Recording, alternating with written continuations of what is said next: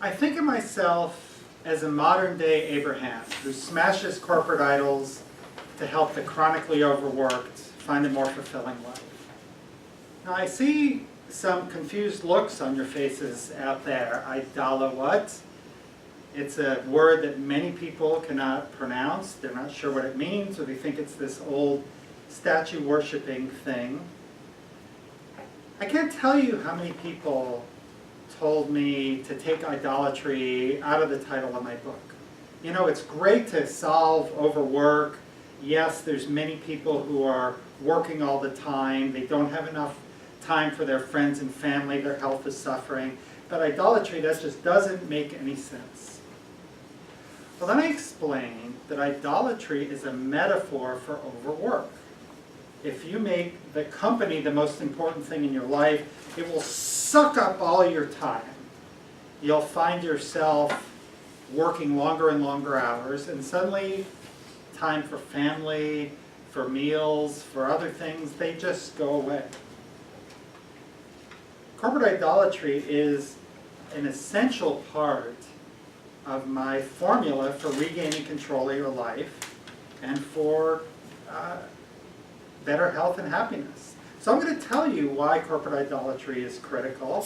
And by the end of this, I think you will agree with me and you'll be ready to go out to buy my book to get for yourself this pathway to greater life fulfillment. The Reverend Carlton Wynne defined idolatry in the ancient world as having three characteristics. It had an element of personhood. The idols were thought to have the power to change the world. And the idols could reward or punish people. So let's look at all three of those with respect to corporations. Personhood. Well, the Supreme Court has defined the corporation as an artificial person. You know, just earlier this week, a corporation, a hedge fund, got convicted of insider trading. It wasn't the person, it was the company that got convicted by the courts. And the company needed to pay a penalty. You know, in the ancient world, idols were represented by statues. Well, corporations, they're represented by the brand logo. Have you ever seen an Apple commercial where someone is sitting on an apple typing away? Or have you ever seen the brand logo in any product ad? I used to be a marketer. I tried to do that. I got in big trouble. You just don't do it. You will see a church with a jungle gym shaped like a cross before you see an apple being tossed around in an Apple commercial. To a corporation, it's something that's sacred. It's just not something you would do. Okay, power to change the world. Well, people thought that the idols had the power to change the world. Corporations, they actually do have the power to change the world. You know, they create new products. We get our iPad. It makes us more efficient. We enjoy it. We can watch movies. It also has other effects. It causes pollution, employs people. So the world does get changed. The third one, rewards and punishments. Well, this is certainly true for the company. If you work hard, if the company thrives, you can get a bonus, promotions, you can be fired. There's quarterly company meetings at a lot of places where they give a plaque to someone, thank you so much for canceling your vacation to help us make this product launch date. Attaboy, you did a great job. Well, this reward and punishment is really the crux of why corporate idolatry gives you a path to change. You know, Abraham, he was the figure in the Bible that first challenged idolatry. He said there aren't all these different gods with all these different powers. He said there's one God who sets one set of right and wrong that never changes. Even when it's inconvenient, there's still the same set of right and wrong. Now let's look at the corporate. The phrase that twigged me to corporate idolatry was the phrase, you need to do what's best for the company.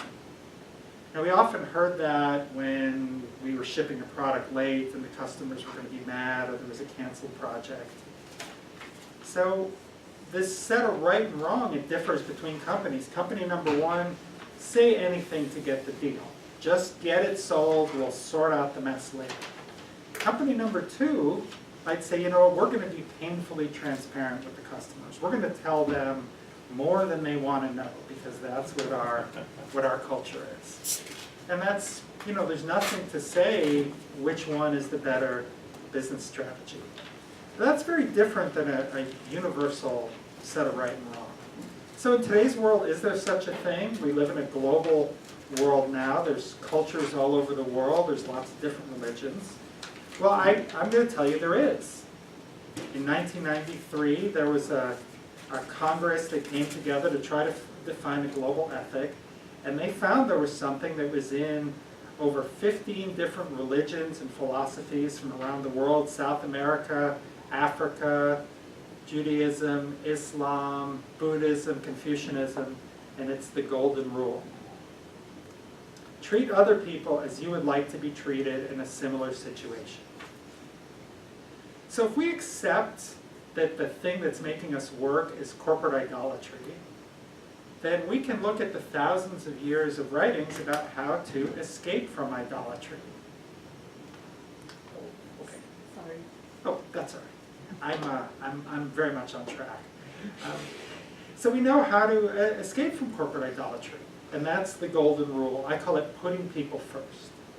So imagine accepting that you've made the company the most important thing in your life, and you're going to start putting people first. Well, who are those people? Well, there's yourself, there's your own health.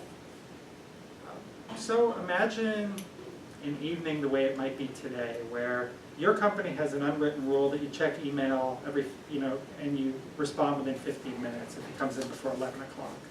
So all night you're checking your email, you're distracted, you're stressed, you're short-tempered with your family. Or imagine you're going to put people first, where I'm going to stop doing email at 6 o'clock. I'm going to cook a lovely meal and sit and laugh with my wife and kids. After dinner, I'll read the kids stories, and after I put them to bed, I'll sit on the couch with my arm around someone who's close to me, and we'll go to bed, and we'll make love, and we will fall into a blissful sleep, and I will get up refreshed and renewed the next day.